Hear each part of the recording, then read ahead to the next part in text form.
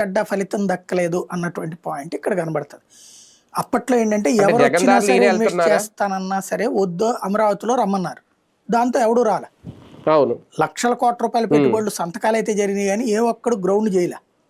Reason ఏంటి? వీళ్ళు అమరావతి అమరావతి అమరావతి అనేటప్పటికి రాలేదు. అక్కడ వచ్చి ఎక్కడికి ఉంటాంలే అనేసి జగన్ దాన్నే గమనించాడు. తను వచ్చిన తర్వాత క్రాస్ చెక్ చేసుకున్నప్పుడు ఎందుకు రావట్లేదంటే ఏ కంపెనీ అయినా సరే అమరావతిలో పెట్టి ఏం చేసుకుంటామండి అంటున్నారు. మ్యాన్ పవర్ ఎక్కడ ఉంటారు, వచ్చిన వాళ్ళు ఎక్కడ ఉంటారు. ఇప్పుడు ఫర్ ఎగ్జాంపుల్ హైదరాబాద్లో ఉన్న 1 కోటి మంది జనాభా అమరావతిలో 29 గ్రామాల్లో కుదురుతుందా? అసలు అక్కడ ఏ మౌలిక వస్తువులు ఉన్నాయని అవన్నీ ఇంకా ప్రారంభించి చేసి చెయ్యాలి అదంతా. అలాగని అమరావతి ఆగిపోతుందని కాదు, బట్ విత్తు ముందా చెట్టు ముందా అవుతుంది. ఫస్ట్ డెవలప్ చేశాక వస్తాయి సంస్థలు. డెవలప్ చేయడానికి ఏ సంస్థలు రావు. ఇది గుర్తుపెట్టుకోవాల్సిన అంశం. దాన్ని అక్కడ జగన్ వీళ్ళని పట్టు రావడం కష్టం అనుకున్నాడు. ప్లస్ ఇక్కడ రైతులకు సంబంధించిన సమస్యల పరిష్కారం కష్టం అనుకున్నాడు.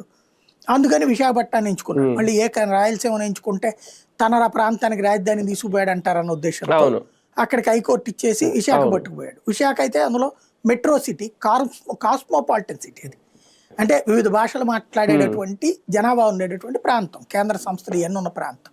కాబట్టి దానికైతే అబ్జెక్షన్ ఉండదు కదా అనుకున్నాడు. కాకపోతే అతను చేసిన ఏకైక తప్పు 3 రాజధానులు అంటాం. ఆ ముక్క అనకుండా అదే రాజధాని ఉంటే ఏం అనడానికి ఏమి ఉండేది కాదు. అప్పుడు అతను చేసిన 3 రాజధానులు